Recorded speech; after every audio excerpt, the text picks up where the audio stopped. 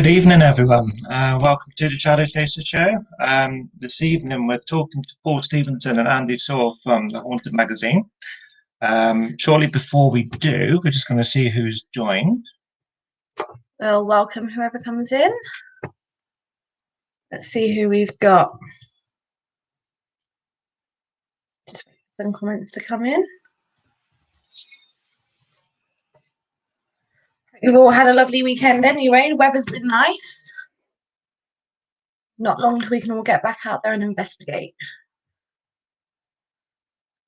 Right, we're going to bring on Valerie West. Hi, Valerie.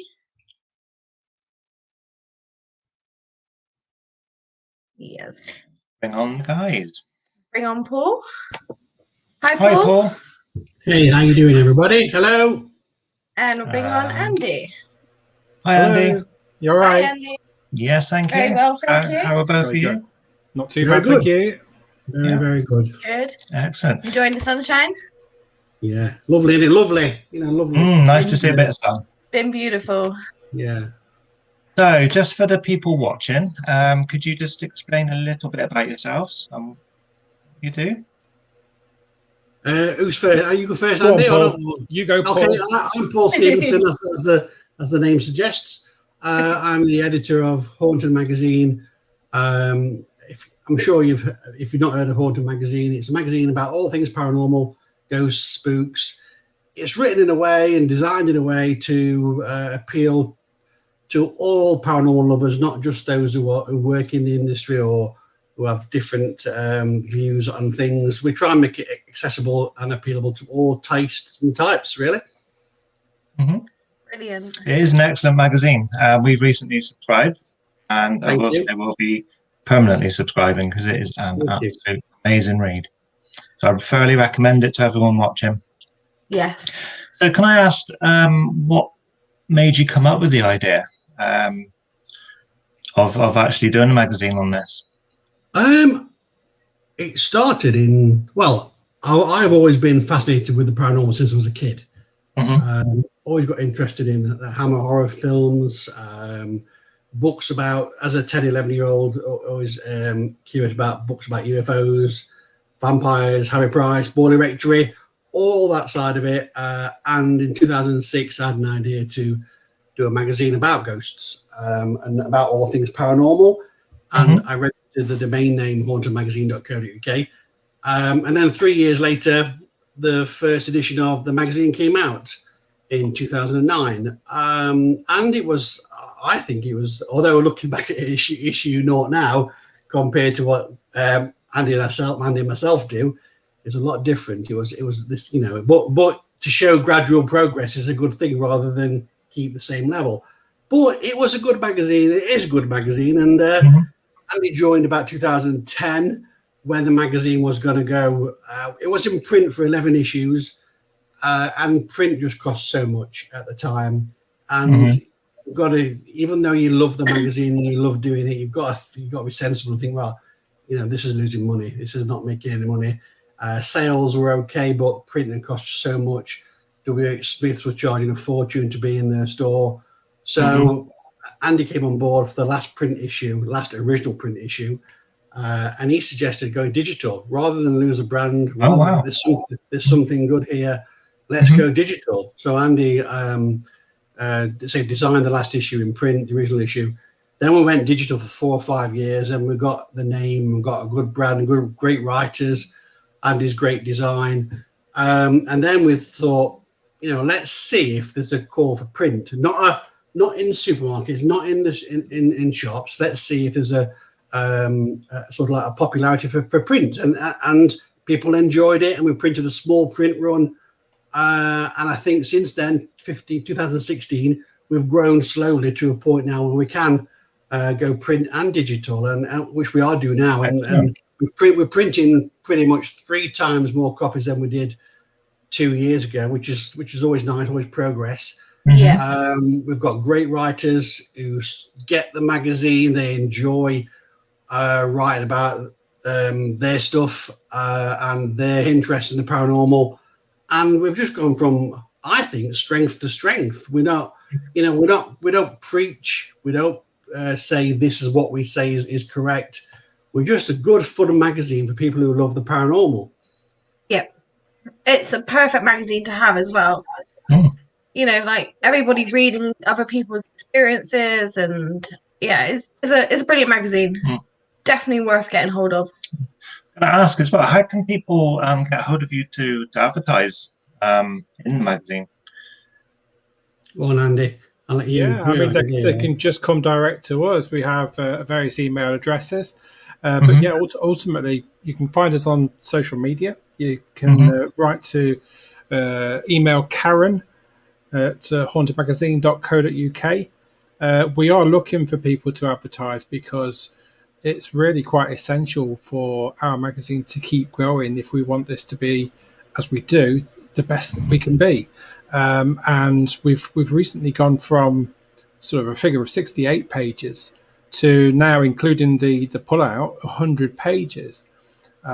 So I think we've not tried to increase the cover price simply because I think the cover price is the right price, but sometimes that does impact on our ability to get stuff posted. So we're trying something new this time with a new company, and so far it seems to be yielding quite good results. But no, I mean, more the merrier. If you want visibility, we've got the app as well as the magazine, which comes out a couple of days after release usually.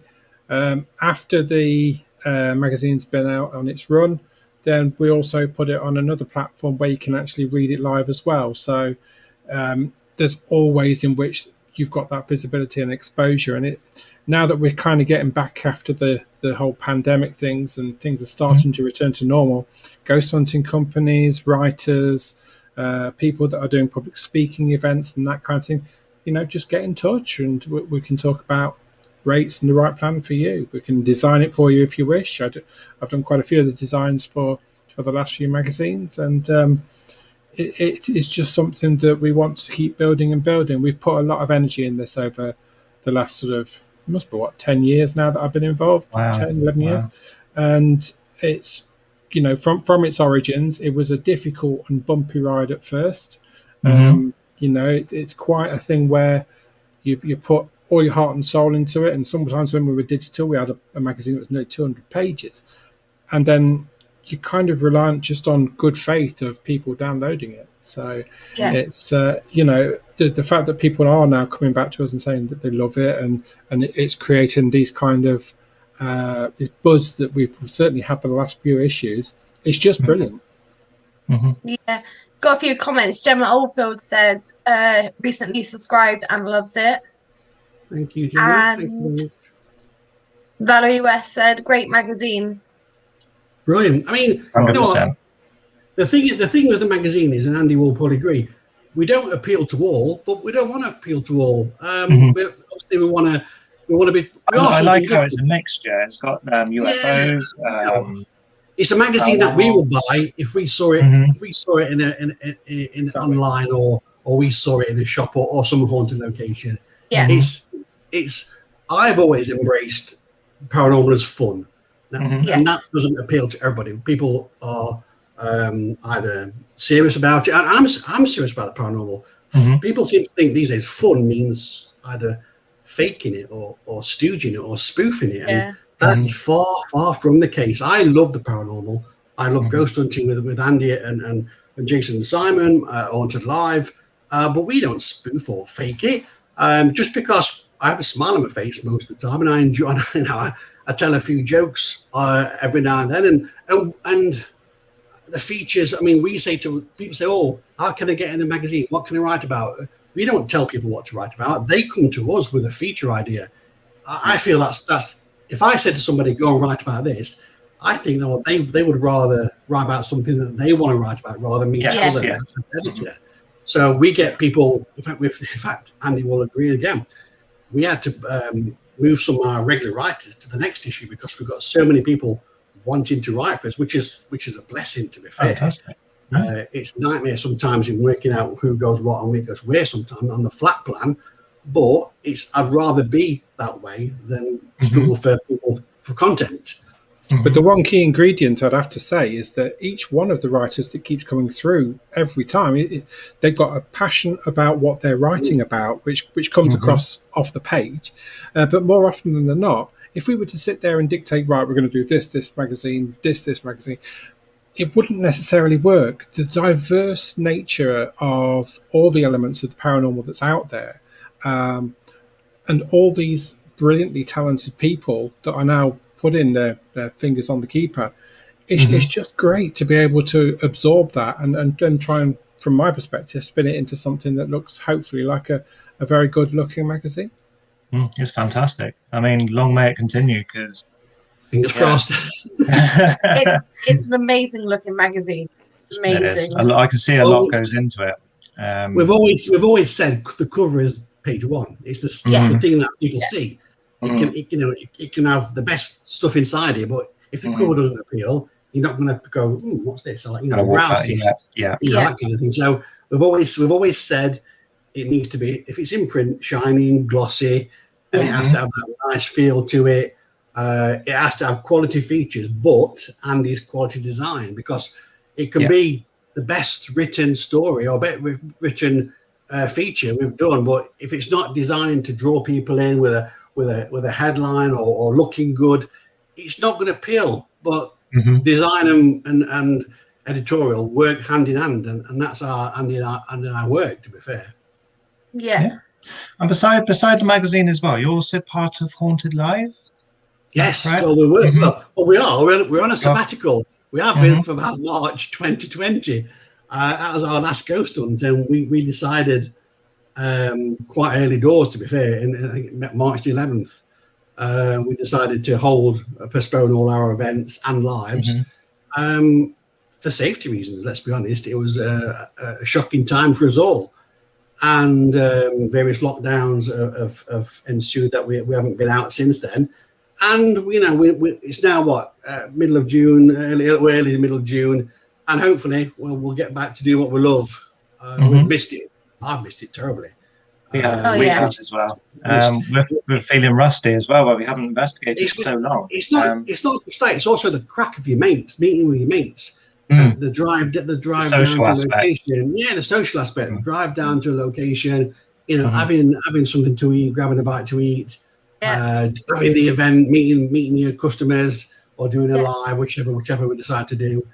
And it's nice that locations are reopening and people are starting to go back. So fingers crossed. It's we're over the worst. It's not over yet. Let's be honest, but we can start to enjoy some kind of normality. Yeah. Can we ask where your first place is going to be? Or I would say for us, it's going to be the Haunted Antiques Paranormal Research Centre in Hinckley. Oh, wow. I don't know if you guys have been or not, but we love the place. No. You need to get there. We went there 3 years ago when Neil was first, 3 years ago when Neil was first opening. We walked in and there's just something about the place. Something about that place. Don't know what it is, but you walk in and it's, from my perspective, all these antiques. But the best thing is Neil, who runs the place, does not say that they're haunted. Doesn't say I've got 300 haunted items. Doesn't know how to draw. It's down to the investigator or the ghost hunter to see if anything is picked up during your investigation. And it's just I love history anyway. But you've got Victorian items. You've got military items. You've got Ouija boards and a satanic room and old pictures, and it's just amazing. And we love the place. Can hold energy. Yeah. Wow. Yeah, it's one place we haven't been to. Have to check that one out, definitely. Definitely. Yeah, I mean we're starting our events shortly. At Shepton Mallet on the 3rd of July, so we're really looking forward to getting back out there. You've got a few. I've seen you've got a few events on the table, which is nice. I mean, it's nice to get back to some sort of normality. Yeah. Can't wait for that one. No, it should be good. Andy, you do a lot of music, I believe. That's right. Yeah, I'm a composer as well. I've been composing for most of my life, to be honest with you, but there was a hiatus where I had a family. But more recently, got back into it. The site Bandcamp, I've got a page on there as The Haunted Guy. And if you've seen any of the Haunted Live, the 4 shows that we broadcast, then the introduction music is from myself. But also at the present time, it's on some podcasts. It's on Haunted Histories with Penny Griffiths-Morgan. We Share These Streets also used one of my pieces off my latest album, which is called Metropolitan. And so, yeah, it's music and the design stuff. And also, I've written a book as well.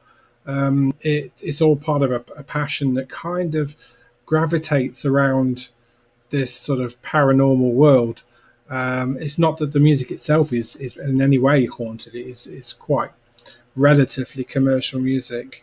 But I think I wouldn't have rekindled the interest in that had it not been for this passion coming through with working with the magazine. It's amazing. That is amazing. That is amazing.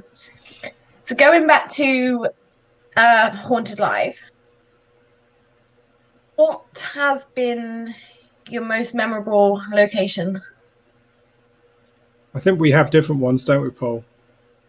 Yeah, I think so. I think there's been some cracking locations over the years, to be fair. I love 30 East Drive. I'll be totally honest. I just think it's whether it's haunted or not, or what people think about it. I think you have to go before you can comment on the place. That goes without saying for any location. And I think you have to experience it more than once. We had 5 nights on the trot there. A few years back, and every night was different. One, it was quiet. One, it was all over the place. 2, 3, it was like Scooby-Doo, up and down, chasing things. Andy's had an experience there too. I'm sure it's gone. It's gone. See, you scared the 30s driver, right?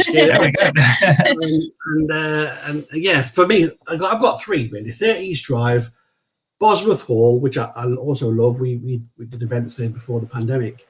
Andy, does 30s Drive scare you off or something there? I don't know what's happening. The Gremlins are back, aren't they? The Gremlins always seem to come out when I'm doing one of these. So my 3 are 30s Drive, Bosworth Hall, and Hinckley Haunted Antiques. Those 3 places, for me, stand out, and I'm sure Andy will offer something different. But yeah, those 3 for me are my top 3.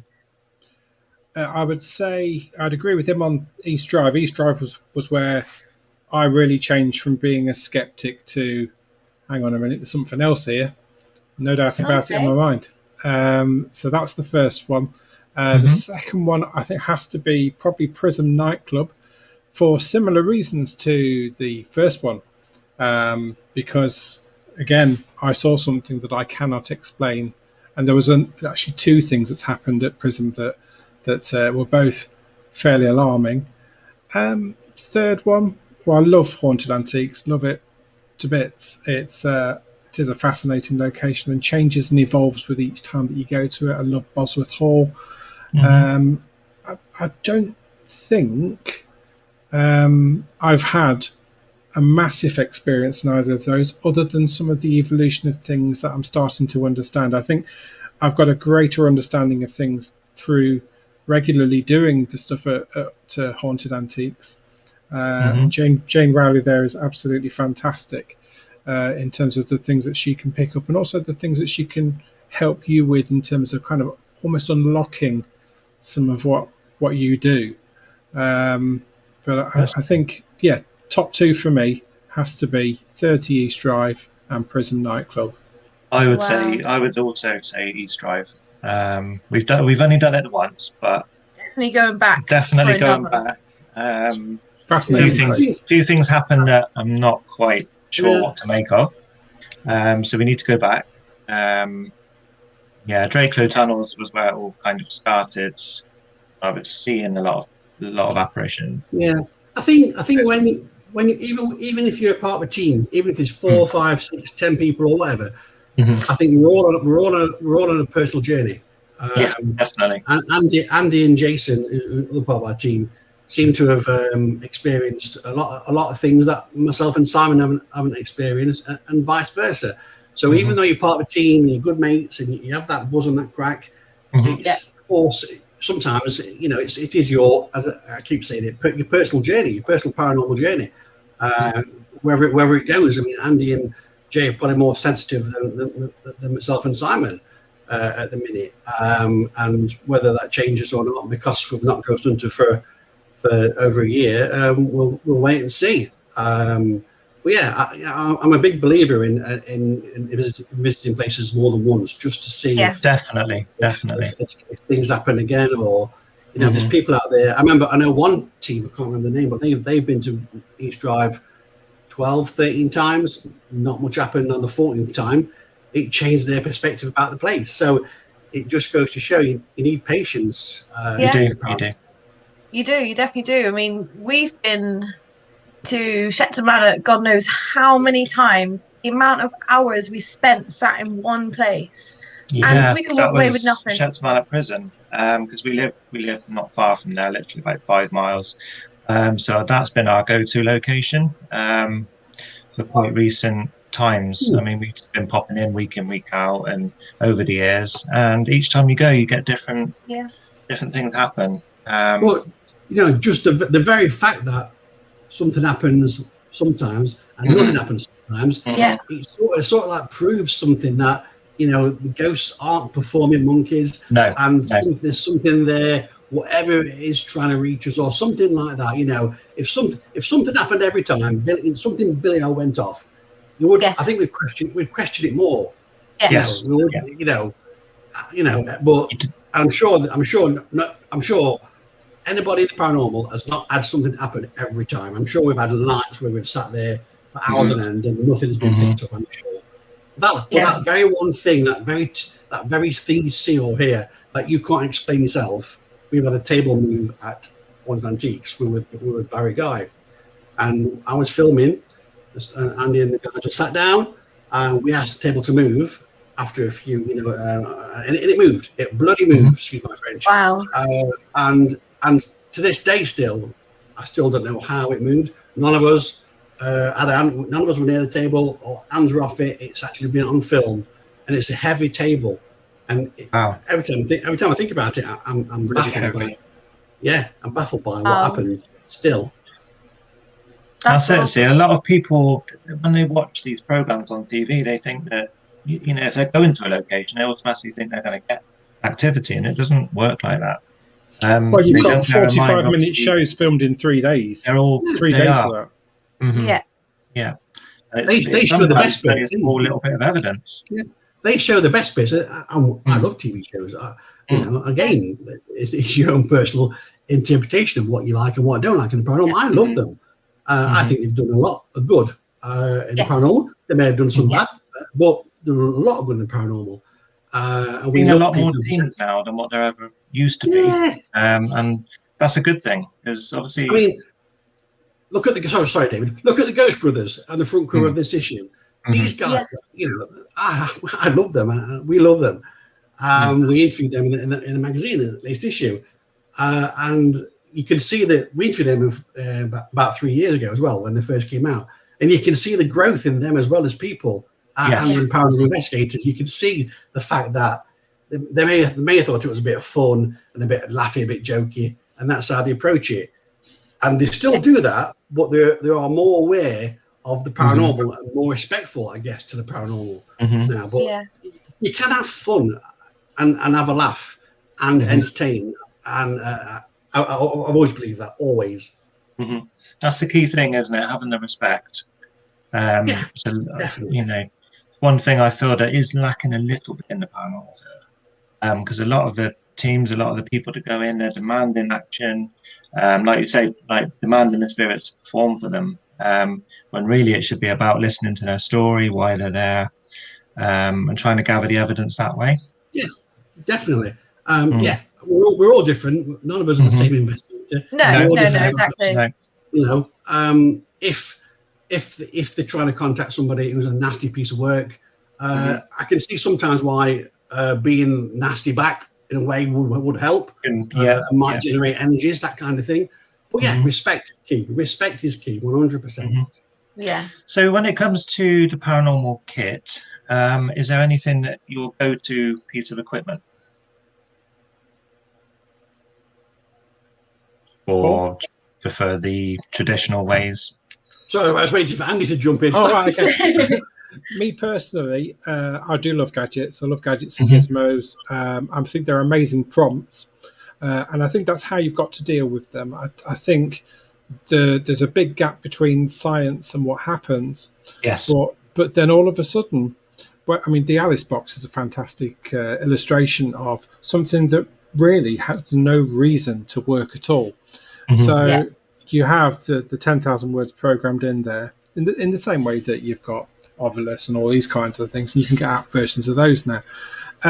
So when you start seeing a chain and a pattern of things where you're in the location, what you've been calling out, what you've been trying to establish, they're the things that start to fascinate me, because there's no viable reason for that to actually take place. Now, is that because we're a conduit, that we're kind of somehow channeling what's happening here? Is it something that we don't understand, or is it just a fluke? Well, if it's a fluke, why does it happen at several places, several different times, and it just becomes more than just happenstance. It becomes like sometimes it becomes like a little second nature. You know what's going to come out of it, and that I find supremely fascinating. So Alice is brilliant. Got an EVP recorder that really works, that was designed by infrared. The REM pods are always great for just sparking if something's there that you can't see.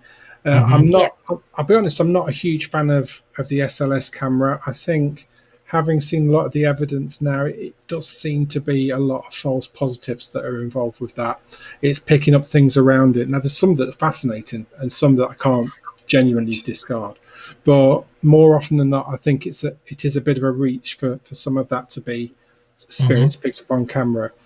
But yeah, I mean, even little things like the cat balls, just little things that they're 50p, but all of a sudden they start flashing on demand, and it's just how, why? Is that us channeling something to make that happen, or is it actually that is something else that's there? Also, when you get to, or is it messing with us?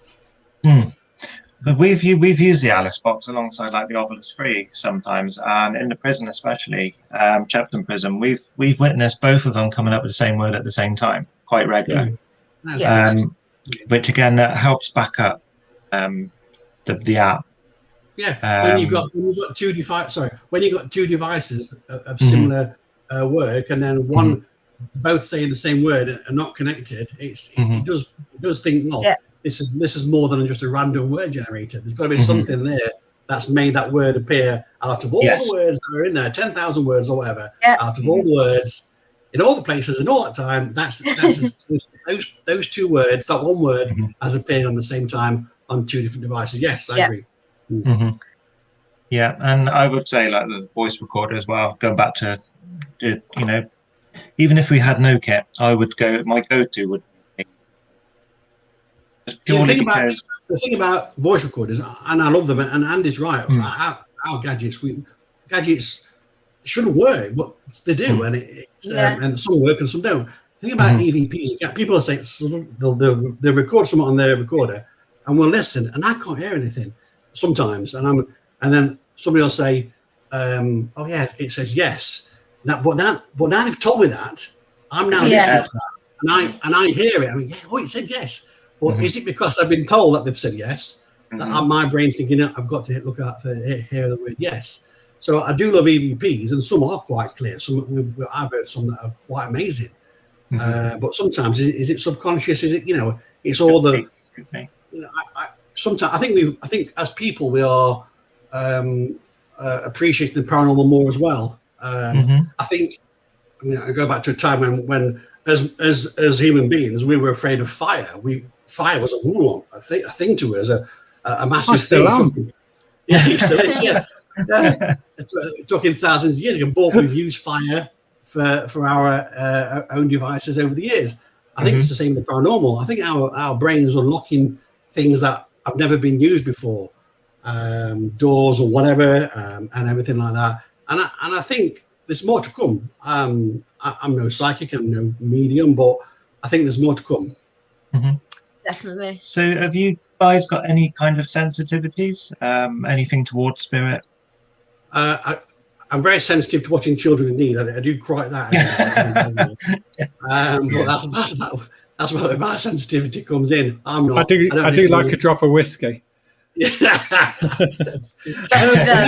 In all honesty, I would say when I started doing the ghost hunting side, which ironically I didn't actually start doing the ghost hunting until Paul dragged me into one of the events, and then after that I started to kind of get more and more into it, and now to the point where, you know, let's get back on the road again.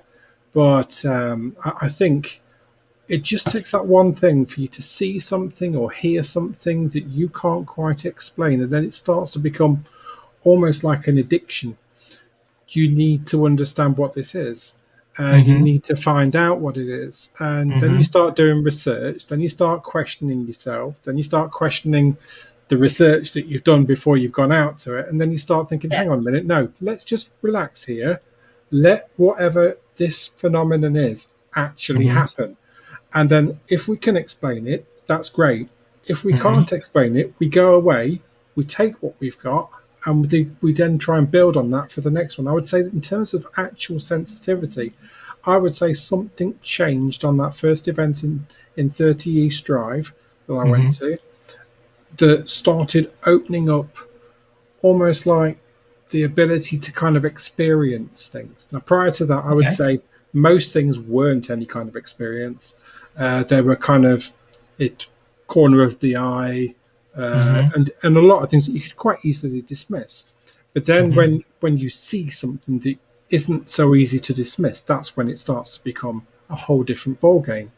And that's what drives me. I want to know what this is. There is something definitely there when we go out that we don't necessarily understand, and it can be intelligent or it can just be noise and chatter. And what that is, I don't know, but I'm really enjoying the ride of trying to find out, and just trying obviously to do it in a very safe environment. And there's no people I'll trust more than the three guys that I work with to do that. And I think trust in this is very, very important. It's key. You know that the person next to you, he's not giving you any bull. This is happening. This is real, or it's not happening, or it's happening just to you. So these are the kind of things that why we go out and why we want to do it. I mean, we've been very lucky that we've recorded 2-hour lives and caught activity, because you can do 8 or 9 hours through the night and catch nothing. But more often than not, and I think it's down to the energies of ourselves. I think the humour that Paul talked about earlier on, I think it's essential. You know, not everything's going to happen. Yeah.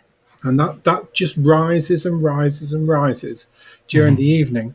And then all of a sudden, if there's something there that's communicating with you, it's going to want to, because it understands that you're a normal person.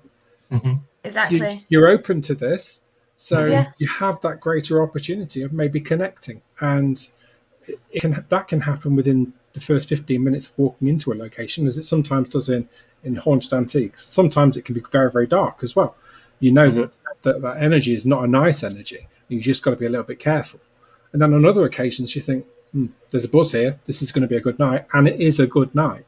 And sometimes when you're doing this with guests, the guests themselves, I think there's an element of they transmit who they are onto the event and the venue.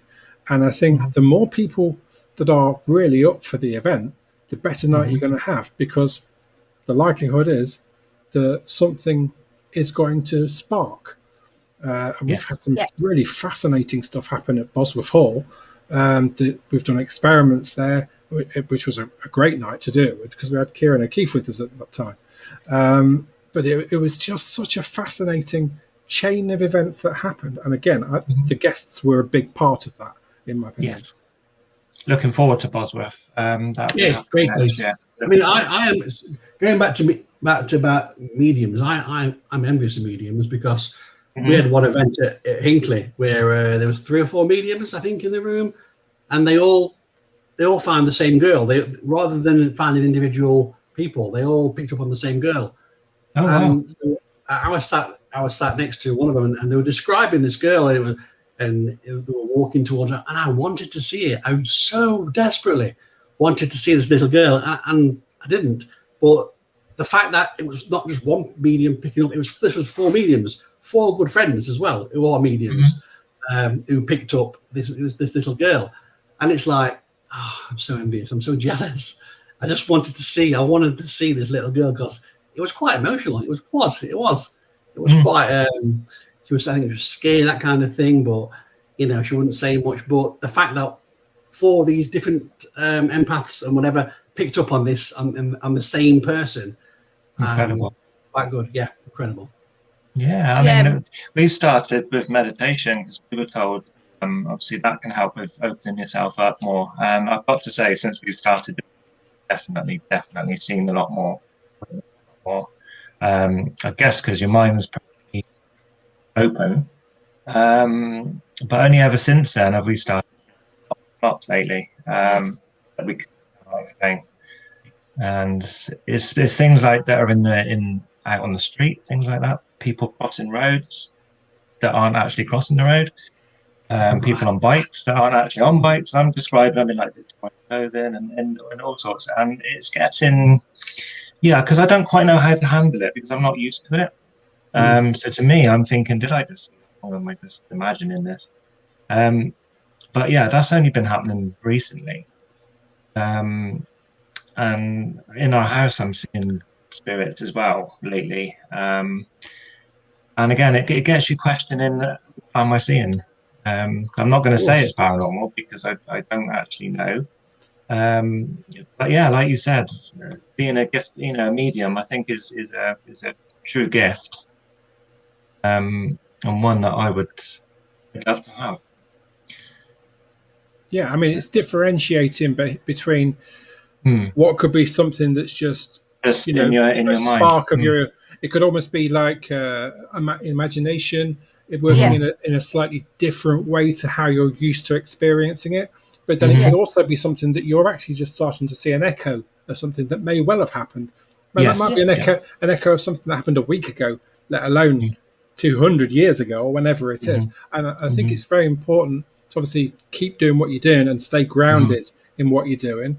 There is nothing to be embarrassed about there, but it might be an idea when you do talk amongst mediums, just to talk about your experiences, because I think sometimes that could be the key to either unlocking something or just bottling it and just seeing what develops and allowing you to develop. Some people have this kind of gift from a very early age.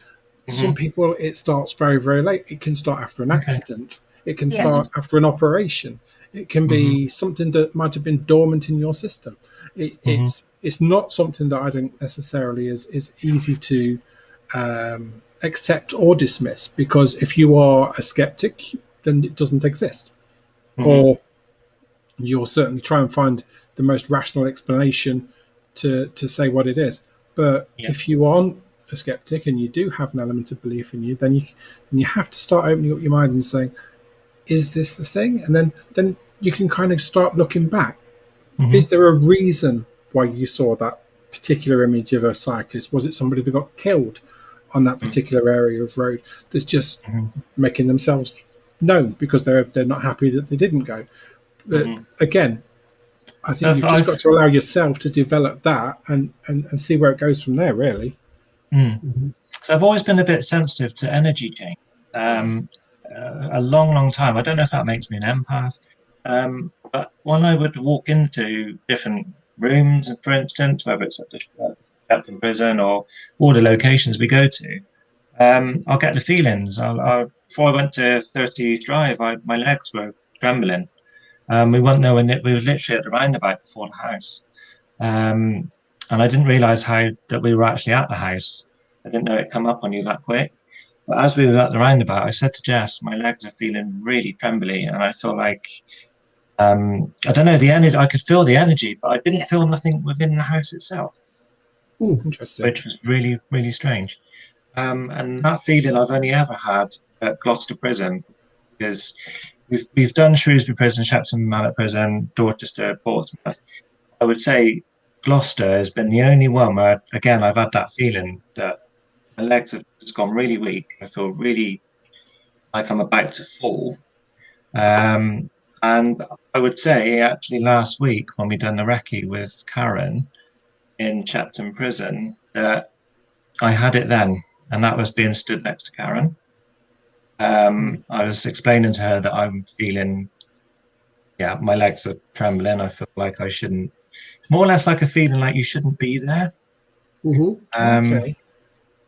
Yeah, it's like that kind of feeling that you don't belong here, I Interesting. would say. Yeah, it's really weird. And obviously you're quite sensitive as well, Jeff. I can walk into different areas, like say, feel the different changes. Sometimes I can get like the headaches, nauseous feeling. The weirdest one I had was for East Drive. We were downstairs, we were upstairs. As soon as I got to the top landing, I was literally, my heart rate just went from, I don't know what pace. Yeah, it was pretty from quick. Normal to fast. She was wearing a heart rate monitor on her watch. Yeah. Smartwatch, and it was literally. His fingers running at like 127 beats a minute, just from going from downstairs to upstairs. Wow. Well, there's something about those stairs. There's something about those stairs. We've had experiences all over East Drive, but particularly the stairs that I'm going to testify. The stairs, there's something. People say there's a portal there or something, but there is something. I mean, if you research the history of the place and watch the film, the stairs are pretty pivotal, in the story. There is something dark, whatever demon, or not, I won't say demonic, deadly, or something weird about those stairs. Andy has a story about the stairs, don't you, Andy? Yeah, absolutely. I mean, as I said before, a couple of times now, East Drive is what changed for me, and we were filming. This was going out broadcast, and right from the point of going into East Drive, I saw a shadow of something go around the top of the stairs. So again, stairs is important. But later on in the investigation, we'll be about halfway through probably. And as we walked through, I looked in the mirror, and at the top of the stairs, clear as anything, I saw a little girl in, it was either Victorian or Edwardian dress, quite pale. I could see her as clear as I could see you now. This was a split-second thing. I looked upstairs. Was it like a solid figure? Oh, this as I'm looking through the mirror, this was a solid figure. This was a solid, full-formed figure, as though a girl was actually in the property and snuck in to actually say hello. But she didn't look particularly happy. But it was a brief glimpse. I mean, we're talking, I looked in that mirror, and you can see it on film. This is a split-second thing. I looked in there, I looked up just expecting to see what I was seeing, looked back, not there. And so I said it on camera. And this was as clear as anything. And later on the stairs, Jason saw some fingers at the top of the stairs. And we had all sorts of weird activity off the K2s at the time. I mean, admittedly, they're not 100% reliable, but when they're doing exactly the same kind of movement, almost on demand, then it starts to become interesting, as with all of the prompts that we use. But that for me, that was a special experience that started me questioning what the hell was this? Because first and foremost, there was no reason for me to have seen what I saw. She was very specific looking. She didn't match 50s or whenever it was built council property. She certainly didn't go back to a monastery or any kind of links to the well or whatever supposedly there, which nobody seems to have documented and traced to actually being there. So it's all a bit messed up, really. It shouldn't and doesn't make any sense, but I know what I saw. And it's as simple as that. I didn't just imagine something was there, because I had no reason to imagine a little girl at the top of those stairs. It was not something that was even suggested. And this is the beauty of working with people that you trust and our friends. Andy saw that. myself, Jason, and Si didn't see that, but we know when Andy said he saw it, he saw I it. saw it. Mm-hmm. Yeah. So it's like you seeing the cyclist or the pedestrian. Mm-hmm. Your friends and your team didn't see, but you saw it. Mm-hmm. That's Yes. you. That's your. You're not making it up. Why would you make something like that up? It's Mm-hmm. your. Yeah, you're part of a team, but it's your individual view of what you saw. And Andy was pretty visibly shaken up by it. You can tell on Mm-hmm. camera that it's not something. Oh, I've got to say. It's a quiet night. I've got to say something. And looked in the mirror, and he was visibly shaken by what he'd seen. And the beauty is working with people you trust, working with a team of good people and good mates who aren't going to just do something like that. Mm-hmm. Exactly. It's the fact that I'm physically stopping the car. They're thinking they're going to cross the road, and a couple of these, even Jess has been with me. So I know I haven't just imagined. But yeah, they're very. They look solid. They look like just like you or me. Just they're not at all see through. They just look like normal people, but they're there and then they've vanished.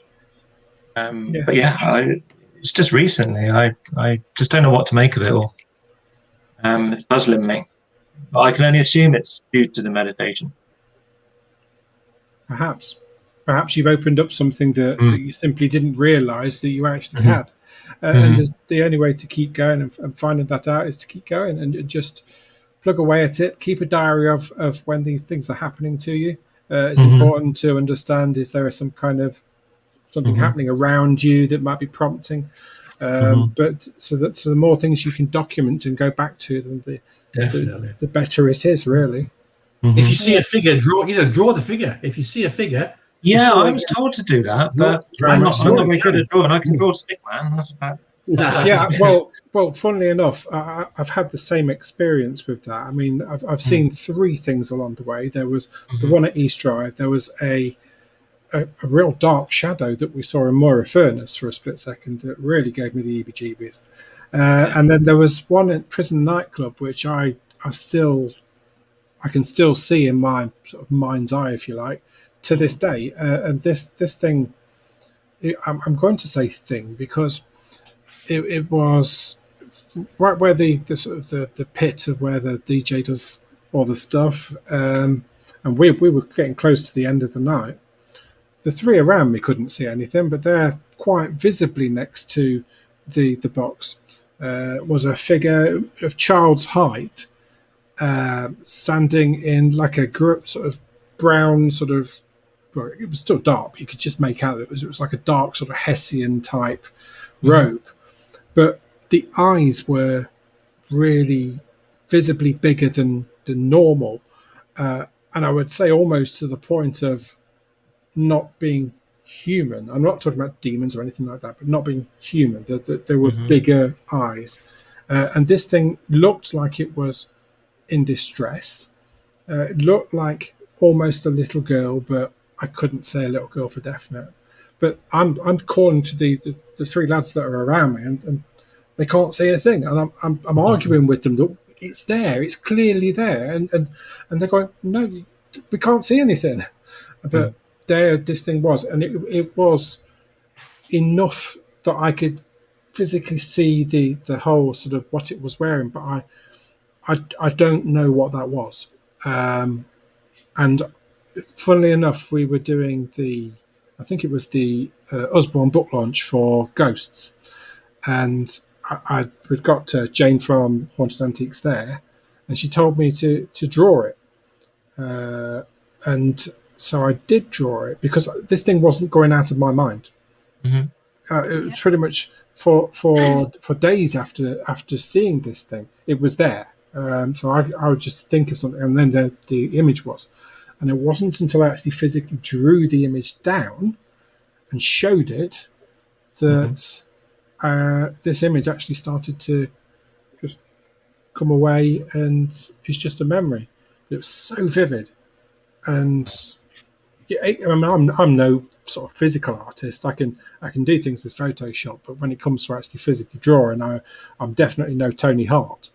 But it's not a stick man that I drew. It was just something that I could clearly see. And I tell you what, it was quite a cathartic thing to get this on paper and just to show it as to what I'd experienced. So even if you can only draw stigma, just try and get some of the physical features of what you've physically seen. If they're wearing a flat cap, if it's a stick man with a cap, the cap is what made you realise it. If it's wearing a robe, just put a robe on it. If it's got a flower in its hand, then just draw a flower. In the lady I things saw that had spark. like a bonnet type. She was wearing like a white bonnet type on the top, and she had it kind of around her face. You know, like they used They to. tie it up. Easter bonnet type thing. Yeah. Well, Andy's right. Write it all down, document it. You know, because sometimes you might forget. You might forget things sometimes as the more events that you do. But yeah, write a log, write a diary.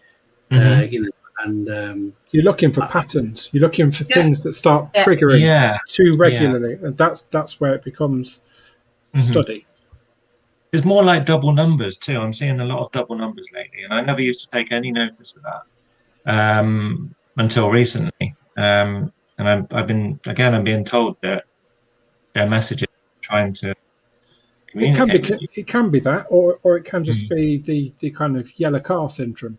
If you buy a yellow car, all of a sudden every car that you see is a yellow car. That's true. It could be that. It could be. I mean, we've got myself and my wife. I've got twin girls, and when they were first born, we pushed them in the pushchair, and everywhere we went, we saw twins. Everywhere we went, it was another set of twins. Was it because the yellow car syndrome, like Andy just mentioned? You know, and before that, we'd not seen twins, but we might have done, but not recognised them or not associated. Because we've got twins ourselves, it's just that there was everywhere, literally everywhere when there were just set of twins. Wow. It's like when you talk about something that comes on TV, you're like, wait, how did that happen? Or a song on the radio, isn't it? Yeah, I mean, today's been one of those days where pretty much most times I've looked at my phone, it's been a 11-11, 12-12, 14-14, 18-18. Some days it just is like that. Now, some days... And it could just be coincidental, couldn't it? But, and some days it does feel more pointed. Like, am I channeled into something? And then you'll speak to somebody else and they will have looked at the stuff at the same time, and then you start getting into but you could drive yourself absolutely insane if you can. There's so many rabbit holes to go down.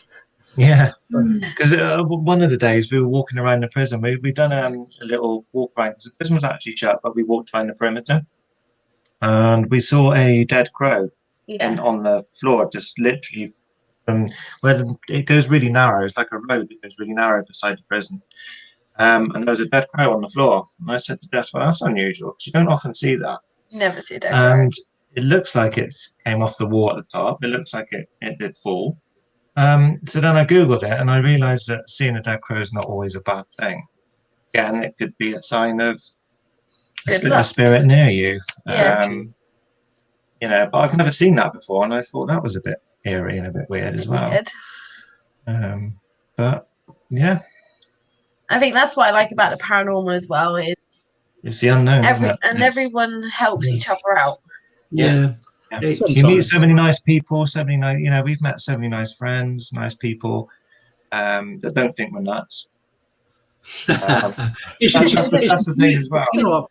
It's a journey that you don't know where's it going to start, where's it going to end, when's it going to finish. And you know, it's just, I think it's not a hobby you can do and then just drop. It intrigues you, it sucks you in, it fascinates you. And the more you do, the more you're interested in things and the history of people. People say, "Oh, we go in blind to a building, or we research the building." Some come either one. I'm happy with both. I'm happy going blind. I'm happy researching it, and then that happened, and then. But it's a journey, and we should all be. We should all love the journey we're on. We should all love it. You know, I just love the fact that I'm part of a great group of people and who just love the same as I do. Not exactly the same, because I've got different things that I like and certain attributes and certain things that I can't do and everything, but it's like a big club that, you know. It is. When you read about people's experiences, you think, my God, you know, or when you see pictures and when you see, you know, we never dismiss pictures because we weren't there at the time to be taken, and stories, we weren't there. You know, when the recent show about the Battersea podcast, I don't know if you caught that or not, we had the pleasure of interviewing Shirley, who's now 80. Okay. Bless her. And she was 15 at the time. And to hear her go through it, it made it more believable. We'll never know the truth of what happened exactly, but to hear her side of things face to face via a Zoom chat, it sort of connected with me a bit more, as rather than the Enfield case, because we've never spoken to the Hodgsons at all. So you get a sort of personal feeling about the Battersea case and what a show it was. I don't know if you caught it or not, but what a fantastic. That was our experience of East Drive, actually. We went up there because they needed somebody that was level-headed with the paranormal, didn't they? Yeah. They wanted somebody. So Jane Harris invited us up.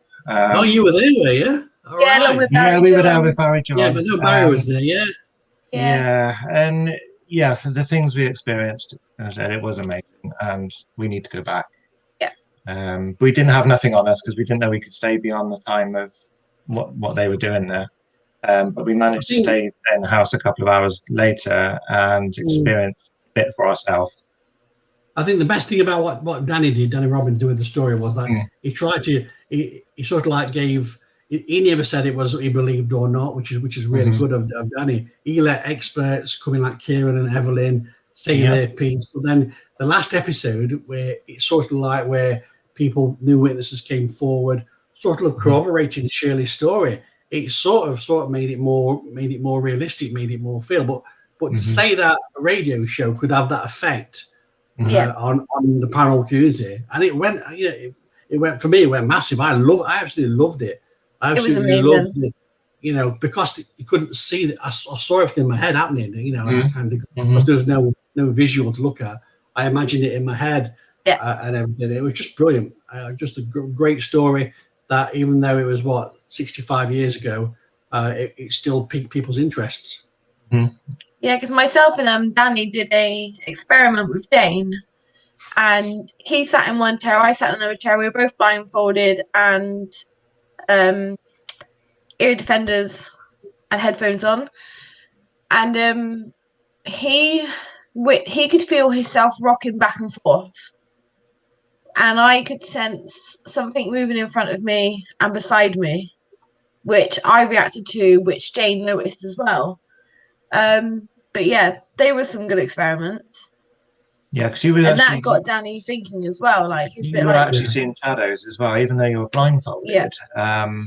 Jane kept she whispered very, very quietly because I stood next to her, and she was telling the spirit to touch Jess on the left-hand side of her arm, in which at that exact time Jess started sort of rubbing her arm a little bit, as if something had touched it.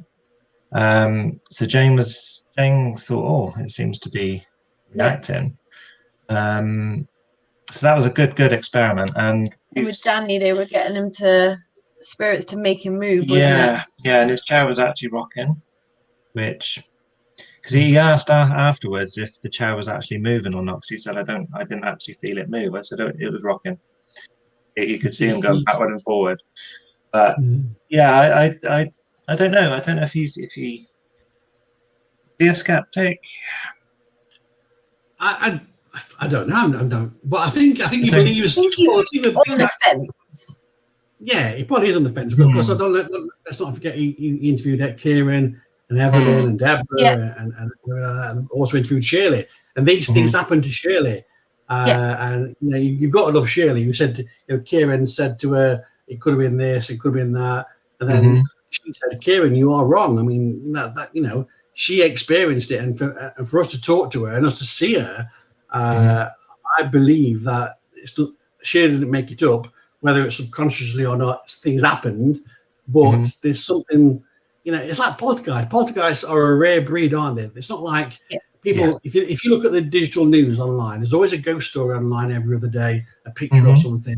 Poltergeists seem to be a rare breed. Every 20 or 30 years, a case pops up or something like that. Maybe I'm wrong, but they're not common. No. And if they were made up, you would think that they would be more common, if that makes sense. Everybody's got a poltergeist story, that kind of thing.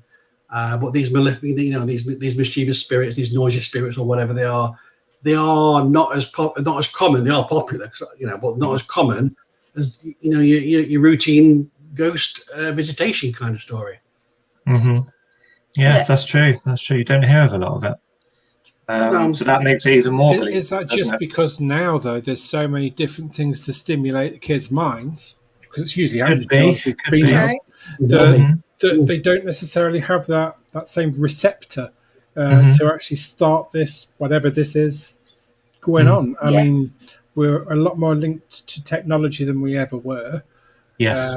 But also, I mean, I was speaking to a hypnotist once, a stage hypnotist, who said that he found the current generation of people much more difficult to hypnotize now, and it's down to the diet of what they watch, so everything. So where somebody would normally, say 20 years ago when he was starting to do this, they'd go under pretty much within a few seconds.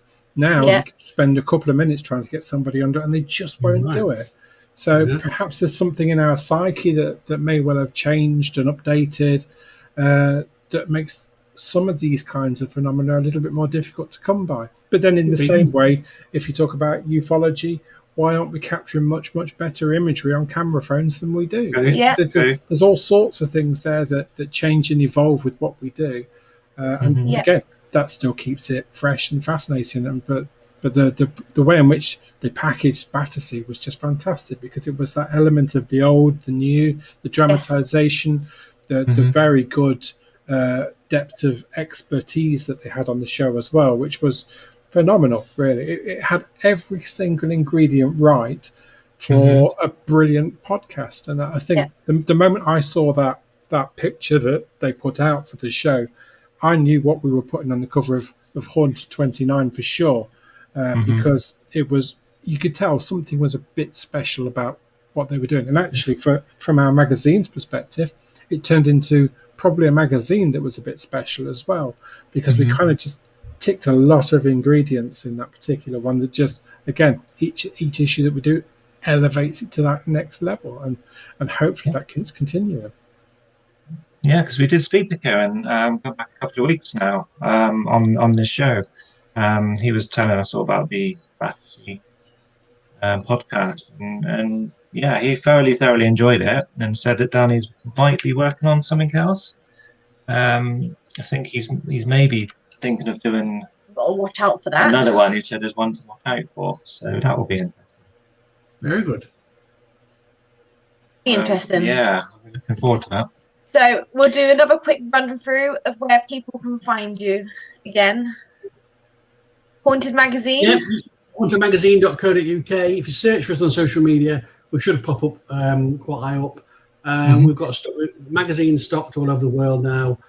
So if you've got any foreign listeners, Haunted in Hill House in America, Australia, Sarah Chimacamero, and Haunted Antique stock the magazine. And as from July the 1st, we'll be available in Barnes & Noble in America, the biggest bookstore in the USA. So we'll be in there, which is really nice, really good for us to see if that awesome. Appeals to a different kind of audience. But yeah, onto magazine.co.uk, click on there. Wherever country you're from, there are links to click on. It will take you to the relevant place to get the magazine from. So, well, thank you to all. Thank you to you guys for inviting us. But thank you to all our team writers. It's a journey that we're on with them as well. So it's not just Andy myself. It's a lot of people who are part of a great team. Yeah, brilliant. Fantastic. Well, thank you for your time. It's been a real pleasure speaking to you. Thank you for yours. Pleasure, guys. Pleasure. Thank you very much. Amazing. Thank you. If you hold fire in the studio, we'll just catch up before we end the live as well. All right? No problem. Definitely. Perfect. Yeah. Right, guys. Yes, all the links are available in the comments. So be sure to scroll back and just check them out. And thank you all for joining us. Again, thank you very much for your company. It's been a real interesting chat, as always. See you again in 2 weeks, where we will be talking to the team from Jamaica Inn. See you all soon. Thank you. Thank you for watching.